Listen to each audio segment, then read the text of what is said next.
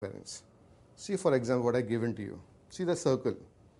I drawn one circle over here with center O. Now there are two chords which are equal. Chord AB is equal to chord BC. Now chord AB and BC, they are subtending. They are making the angles on the circumference. Or which are the angles they are making?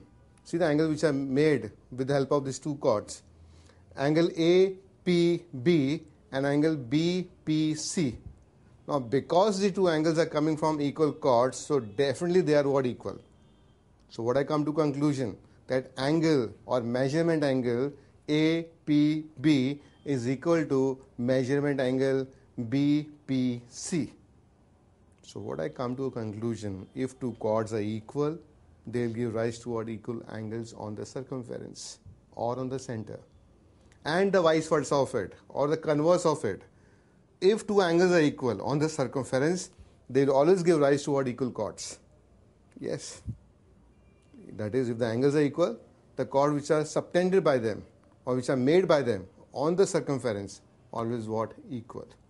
Now taking the last property of this chapter, the last concept of this chapter, in fact the last theorem of this chapter, see what it says now. If two chords, how many chords? Two chords, both are required. Two chords intersect, not bisect, intersect. There is a difference between intersect and bisect. Intersect, that means they are just meeting at a point. Intersect where? Either internally or externally. That means these two chords are either intersecting in the interior of the circle, in the interior of the circle. Where? Interior of the circle, or in the exterior of the circle, or in the exterior of the circle. So what happened? Then the product of the length, product means multiplication. Product of the length of the segments are equal. Product of the length of the chords are what? Equal. Do you understand this? Let me make you more clear with the help of some diagram, with the help of some figure. Let's make you more clear with the help of some figure. See the first one which is coming now. I have taken one circle, okay, with there's no center, but there's a point X I given over here. Now these two chords, chord AB and CD, are intersecting in the interior of the circle at point X. Not bisecting once again, intersecting in the interior of the circle. So what do I get? What do I come to a conclusion? Product of these two chords are definitely going to be equal. That is, XA into XB will be equal to XC into XD. Okay, I take it once again. XA into XB will be equal to what? XC into XD. You can prove this with the help of similarity also. And there's so many ways out actually. But this is a concept. Shall we prove with the help of similarity? Okay, let's try. Let's go for it. I'm taking two triangles, triangle AXC and triangle DXB. I have taken two triangles, triangle AXC and triangle DXB. Now my first job is to prove these two triangles are similar. Yes, angle A is equal to angle D. Can you see it very carefully? Just now we have done angles in the same segment always what equal. So angle A is equal to angle D. Can I say angle AXC is equal to angle DXB? Vertically opposite angles. So by AA test of similarity, can I say two triangles are similar? Yes, which two triangles are similar? Triangle AXC is similar to triangle DXB. The moment you have proved two triangles are similar, the corresponding sides are in proportion. What happened? The corresponding sides are in what? Proportion. That is, AX upon DX will be equal to what? XC upon XB, which is nothing but AC upon DP. And by cross multiplication, what will get? I'll get XA into XB is equal to XC into XD. That's what I wanted to prove. I have taken one more circle where the chords are intersecting in the exterior of the circle. See the next one. There are two chords, chord AB and CD are intersecting where? In the exterior of the circle at point X. Now the same property, rectangular property of a circle, we also call it rectangular property of circle, or we say the property with the help of two chords when they are intersecting in the exterior. What I get? XA into XB, same thing, is equal to XC into XD.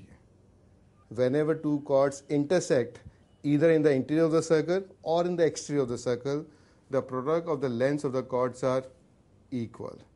That is, XA into XB will be equal to what? XC into XD. Now I want to give you one of the most important part of this chapter, one of the most special thing which I have drafted for you, something very, very important. Yes, you'll appreciate once you understand this. How to find the radius when two chords are given to you, or whenever two chords are intersecting either in the interior or in the exterior, we have to find the radius of that particular given circle. It is specially designed for you. It's only for you people. See what we have done for you. Mark it very important. See the first circle. I have taken one of the chord to be as a diameter. I want to find the radius? Yes. So one of the chord I have taken as what? Diameter, because diameter is the biggest chord. I want two chords.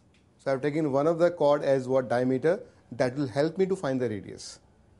See the figure very carefully. I have taken chord PQ. I have taken chord PQ, and PQ is nothing but diameter. I have taken one more chord, that is what? AB. Now these two chords are intersecting at point X. O is the center over here. But this chord is intersecting where? At point X. So by using the rectangle property, how to find the radius over here? How to find the radius? Now see over here. XA into XB is equal to R square minus OX square. This is the formula which we had drafted for you. I revise once again. XA into XB is equal to R square minus OX square. Now OX is nothing but the distance from the center to the point of intersection. Over here is what? OX. So you write OX. But in exam, suppose these two chords are intersecting at point P. Now don't start searching OX over there, because X is not there at all. Over there you are going to find OP, because the distance from the center to the point of intersection. In this case it is what? OX. Very good. See the next figure, where the two chords are intersecting in the exterior of the circle, outside the circle. Same thing. XA into XB is equal to OX square minus R square. See the difference over here. XA into XB is equal to OX square minus what? R square. So what's the difference between the two? If the chords are intersecting in the interior, so it is R square minus OX square. And if the chords are intersecting in the exterior, it is OX square minus R square. Believe me, this will definitely help you to a greater extent to do the sums on this chapter. It might even click in your exam. It's a very important concept. Learn it very well. I wish you all the best.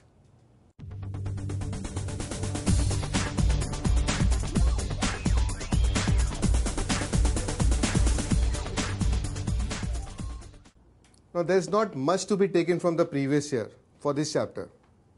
I'm talking about prerequisites. But still, definitely some knowledge of what is a circle, what different parts of a circle, what is an arc of a circle, where is the chord of the circle, definitely help you to understand this chapter much more better. Yes, a thorough knowledge of arc and chord, how they look like, what they are, where they are, or the properties of a chord will definitely help you to understand this chapter in a much more better way. That is arc and chord properties. Nothing much.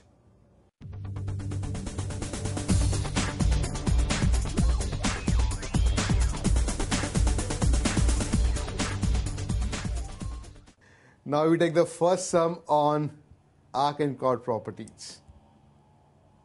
Let's see the sum what is given to you. It's a very, very interesting sum. In fact, very basic sum. Initial sums are very basic sums. See the sum given to you. We read the question. Find the value of x in the adjoining figure. See the figure very carefully. From this figure you have to find the value of x. See where is x given to you. X is nothing but angle BCD. Yes. See it very carefully. What is the angle x over here? What is the x? X is nothing but angle what? BCD. In short, finding x is nothing but finding the value of BCD. Now how to find BCD? BCD is a combination of BCA and ACD. So what are you looking for? We're looking for a measurement of angle BCA plus measurement angle ACD. If I get both these values, I'll get a value of what? X. Let's start finding the values of those two required angles. Now see this figure very carefully. See over here what is given to you. Angle ADB is measuring 32 degrees. Can you see that? Yes. Now angle ADB is nothing but equal to angle ACB.